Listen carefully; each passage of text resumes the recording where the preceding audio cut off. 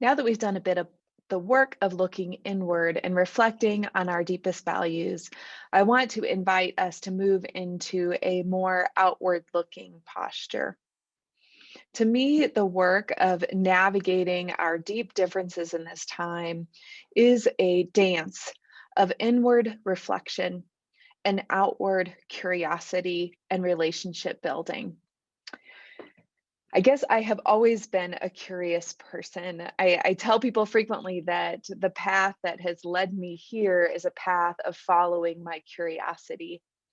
At an early age, I began to wonder how people viewed the world so differently and how a person's understanding of God and of religion and other people shapes the way they live, the way they move in relationships, the way they live our shared political lives together. And it's this sense of curiosity and wonder that keeps me going forward and keeps me moving into deeper relationships. Now, we all know that curiosity isn't always rewarded. We are taught as kids too often that curiosity puts us in danger. We all know the old saying, curiosity killed the cat, right? And too often people, especially in very religious conservative circles, are taught that if you learn about someone else with a different religious view, that that would threaten your own faithfulness or commitment to God or your views. In liberal circles, often we're told that you have to only believe and live in one certain way. And even if you're in relationship with someone or in a conversation with someone who views life differently than you do, that your deepest intentions and perspectives will be challenged or harmed in some way.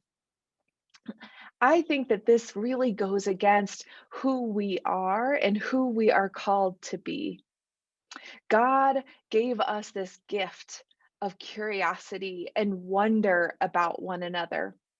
We see in the Bible that Moses wonders why that bush is burning and he goes to look. That Abraham is curious why God is asking him to take his son up the mountain as a sacrifice. He pushes, he asks God. We see over and again in the Bible through the stories of Jesus that people are curious. Who is this man? What is his story? How do I get closer and how do I understand and learn? Curiosity is a part of who we are and who we are called to be. We also know that curiosity is often not seen as a virtue in political life. Often we are more rewarded for what we know and what we are certain of than what we wonder about and what we change our mind on. Those who learn something new are called flip floppers or seen as less grounded than those who are certain about what they know.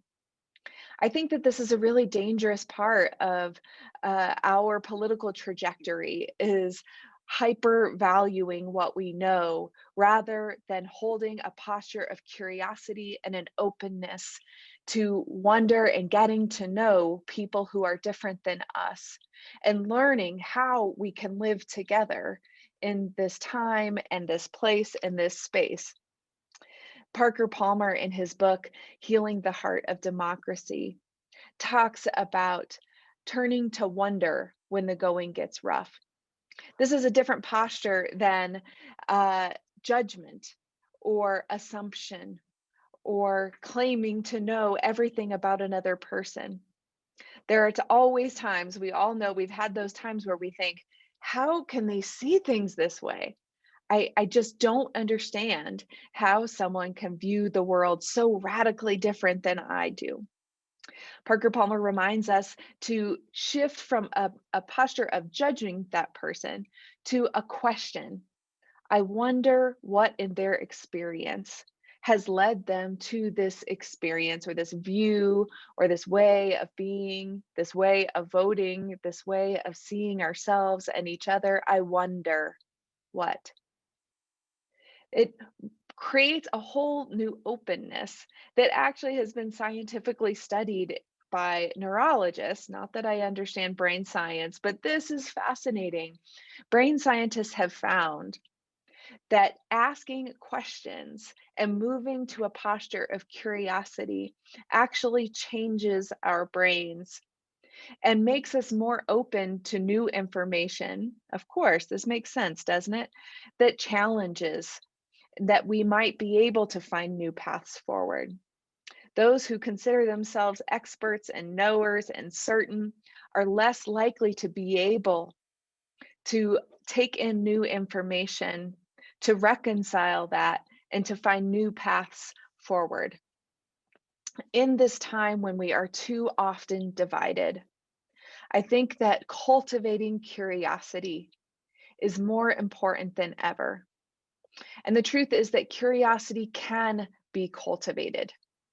In a world where too often we are in this feedback loop where we only see things that we agree with, where our news station is determinant of our voting patterns, where our social media feed can be slowly narrowed down so that we only see things that we agree with.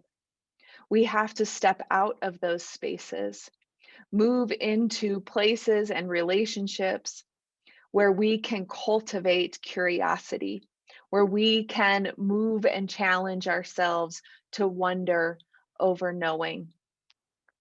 As we move into this next breakout, I want to invite you to reflect on a few questions. The first question is there a time that something you knew for certain was challenged? I invite you to share that. The second, is there something or someone that you have been curious about, that you've been wondering about? And how might you cultivate that curiosity about that something or someone? Third, now this I think is really important. How do you feel in your body? What do you feel when you hold a posture of knowing and certainty? And what do you feel in your body when you hold a posture of curiosity and wonder?